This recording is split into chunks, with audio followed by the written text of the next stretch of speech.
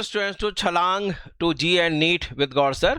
तो बच्चे, आपको पता है कि हम इस सीरीज के अंदर रैपिड रिवीजन करा रहे हैं, और इससे पहले मेरे जो 2 पीरियड हो चुके हैं उसमें मैंने मेजरमेंट चैप्टर करा दिया है।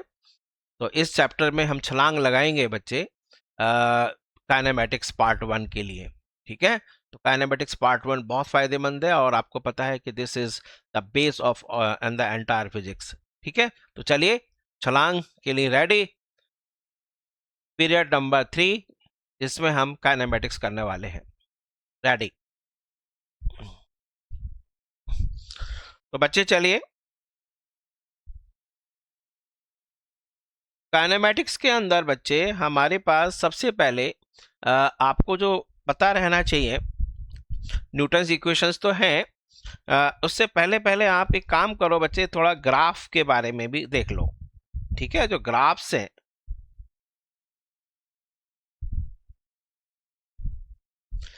ग्राफ्स को जल्दी से देख लो। हमारे पास जैसे वेलोसिटी टाइम ग्राफ है, पोजीशन टाइम ग्राफ है, ऐसे आप एक बार इसको देखिए। ठीक है, सपोज एक चीज ध्यान रखना, टाइम को हम हॉरिजॉन्टल एक्सिस पे लेंगे, और यहां हमने पोजीशन x ले लिया, मतलब पार्टिकल जो है वो मान लीजिए x एक्सिस की तरफ जा रहा है। तो आपको बताइए, यूनिफॉर्म मोशन पता है। देखो, ये यदि ऐसा ग्राफ है, इसका मतलब बॉडी क्या है, रेस्ट में है। ठीक है, और यदि आपके पास इस तरह से जा रहा है स्लांट स्ट्रेट लाइन, ये यूनिफॉर्म मोशन में है। और यदि बच्चे कर्व आ रहा है, इसका मतलब ये नॉन यूनिफॉर्म मोशन में है। और यहाँ पर नॉन यूनिफॉर्म मोशन में हमें क्या करना होता है बच्चे, कि एक कोई पॉइंट ले लेते हैं, कोई भी एक पॉइंट ले लेते हैं। यहाँ पर ये रहा एक पॉइंट, और इस पॉइंट पर यदि मैं आपसे एक टेंजेंट ड्रॉ करूं, if I draw a tangent,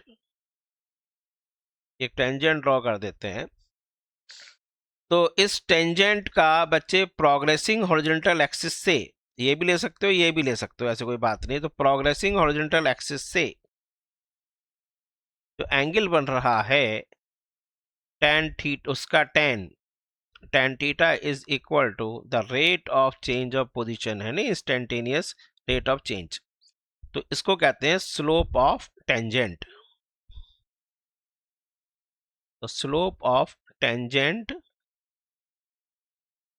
to curve, और वो कर्व किसका है, पोजीशन टाइम ग्राफ का कर्व है। ठीक है, और इससे हमको ये पता पड़ता है कि मोशन कैसा है। यदि आपके पास थीटा की वैल्यू बढ़ती चली जा रही है, तो इसका मतलब इसका जो वेलोसिटी है, dx by dt क्या देता है बच्चे, इंस्टेंटेनियस वेलोसिटी भी दे रहा है। This gives you also instantaneous velocity. तो इंस्टेंटेनियस वेलोसिटी, यदि देखो यहाँ पर आप ध्यान से देखो, तो बच्चे यहाँ पर फिर हम टेंजेंट ड्रॉ करें, तो एंगल क्या हो रहा है बच्चे, ये एंगल थोड़ा और उससे ज्यादा हो गया है नहीं, ये वाला एंगल, ये एंगल थीटा डैश मान लेते हैं। तो थीटा डैश जो एंगल है बच्चे, ये थीटा से ज्यादा हो गया है। इसका मतलब ये पॉइंट यदि P है, ये पॉइंट Q है, तो वेलोसिटी, तो tan थीटा डैश भी ज्यादा हो जाएगा। तो tan थीटा डैश भी आपका ज्यादा हो जाएगा tan थीटा से। तो इसका मतलब वेलोसिटी जो Q पॉइंट पर है, वो आपका वेलोसिटी P पॉइंट से ज्यादा हो जाएगा। तो इससे थोड़ा सा आपको बेसिक चीजें पता पड़ गई कि हम स्लोप ऑफ द टेंजेंट जो है इंस्टेंटेनियस रेट ऑफ चेंज देता है। तो पोजीशन टाइम ग्राफ का जो स्लोप है इंस्टेंटेनियस देता है। ठीक है, इसके बाद बच्चे, और इसी तरह से यदि आपके पास टाइम वर्सेस स्पीड है, या वेलोसिटी ले लो, चलो वेलोसिटी ले लेते हैं। तो इसमें बच्चे कर्व ले रहे हैं, नॉन यूनिफॉर्म एक्सीलरेटेड मोशन है, आपको पता है। और यदि हम इसका स्लोप ऑफ टेंजेंट ले रहे हैं, ये यदि हमने एक ऐसा कोई, ये ऐसे एक लाइन, ये टेंजेंट नहीं है, स्लोप ऑफ कॉर्ड हो गया है, दो लाइन से, दो, यदि कोई भी लाइन किसी कर्व को 2 पॉइंट से काट रहा है तो बच्चे ये हो जाएगा आपके पास, ये ए पॉइंट, ये बी पॉइंट, और this is delta v, this is delta t. तो delta v upon delta t, ये बच्चे एवरेज एक्सेलरेशन, वहां पर बच्चे पोजीशन टाइम ग्राफ में डेल्टा एक्स और डेल्टा टी एवरेज वेलोसिटी देगा, तो ये एवरेज एक्सेलरेशन हो जाएगा। और ए इंस्टेंटेनियस यदि आप निकालेंगे तो that will be equal to D V by D T. तो ये मैंने आपको थोड़ा थोड़ा सा बता दिया। इसके बाद बच्चे आपको ध्यान रखना है कि देखो इसमें वेलोसिटी आपको पता है वेक्टर क्वांटिटी है, स्पीड जो है आपको पता है स्केलर क्वांटिटी है। जैसे यहाँ पर मैंने ले लिया वेलोसिटी टाइम ग्राफ, यहाँ बच्चे मैंने ले लिया एक्सेलरेशन टाइम ग्राफ। तो बच्चे वेलोसिटी टाइम ग्राफ में जैसे हम ऐसे ले लेते हैं, ऐसे ले लेते हैं, तो ये जो एरिया आपको दे रहा है,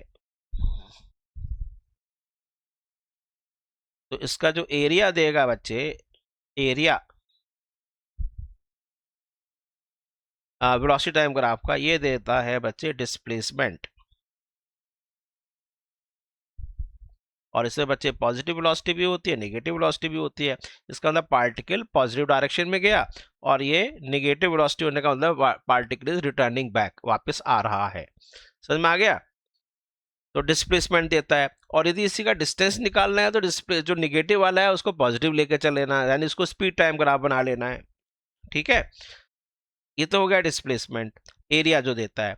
इसी तरह से बच्चे एक्सेलरेशन टाइम ग्राफ यदि आपके पास इस तरह से आ रहा है, यदि टाइम टी है और ये इसका एरिया लेता हूं मैं,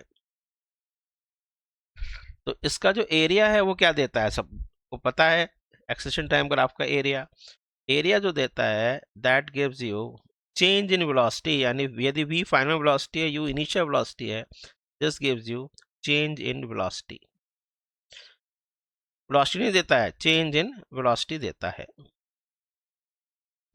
ठीक है, डिस्प्लेसमेंट एक्चुअली में चेंज इन पोजीशन देता है, x2 माइनस x1 ऐसे कह सकते हो आप।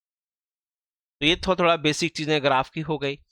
ठीक है, अब बच्चे यूनिफॉर्मली एक्सीलरेटेड मोशन के, अच्छा अब दो तीन चीजें आप देख लो ग्राफ में ही।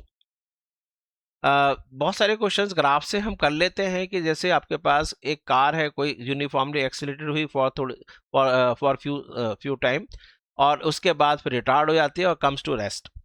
तो आपके पास इस तरह का मान लीजिए एक ये हो गया, ये दो बच्चे यहाँ वेलोसिटी ले लेते हैं और यहाँ पर टाइम ले लेते हैं, और ये आपके पास ग्राफ बन रहा है, कांस्टेंट एक्सेलरेशन से जा रहा है, उसके बाद कांस्टेंट रिटार्डेशन से हो रहा है उस समय के लिए। और ये आपके पास सपोजिंग ओ पॉइंट हो गया, दिस इज ए पॉइंट हो गया, ये बी पॉइंट हो गया, और सपोजिंग बच्चे ये टोटल टाइम टी है। ठीक है, ये यहाँ पर अल्फा जो है इसका यूनिफॉर्म एक्सेलरेशन है, इसका यूनिफॉर्म एक्सेलरेशन अल्फा है। तो इसका मतलब ये अल्फा ये हो गया। बीटा जो है बच्चे इसका यूनिफॉर्म रिटार्डेशन है।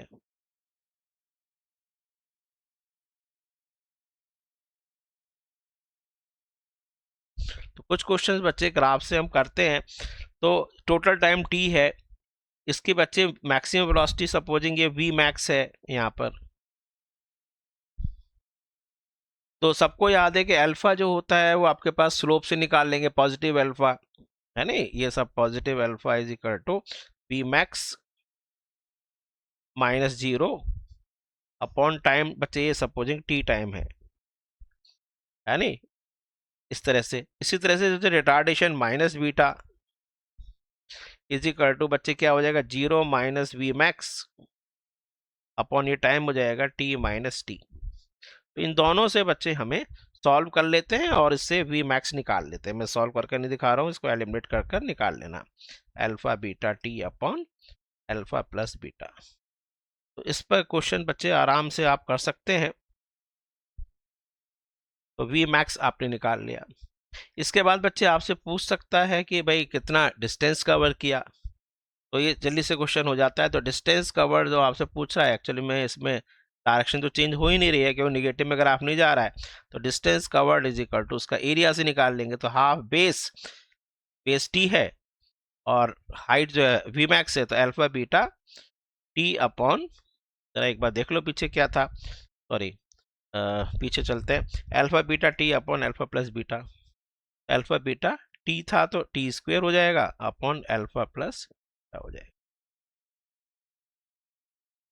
ठीक है, नहीं ये हो गया।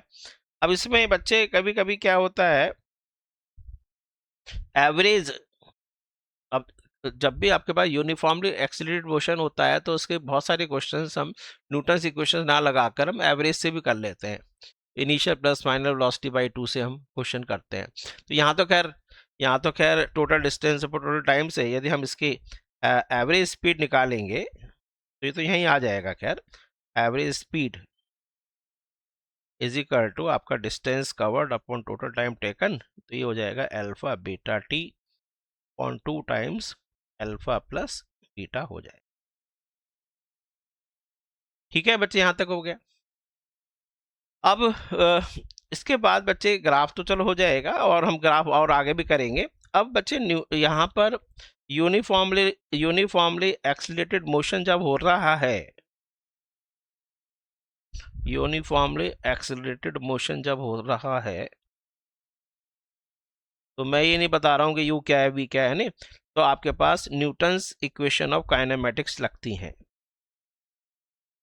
ठीक है, ज़्यादातर बच्चे न्यूटन्स इक्वेशन ऑफ काइनेमेटिक्स को लगाते चले जाते हैं।